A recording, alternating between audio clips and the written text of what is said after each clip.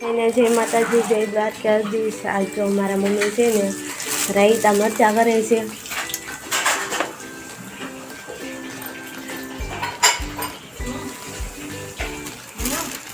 અહીંયા છે ને હવે મરચાં બનાવવાનું મારા મમ્મીએ કરી નાખ્યું છે શરૂ।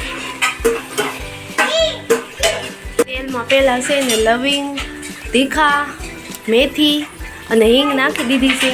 પછી નાખી હળદર, પછી નાખી દીધું મીઠું, પછી આવી ગયા સરસ મજાના રાઈના કોરિયા।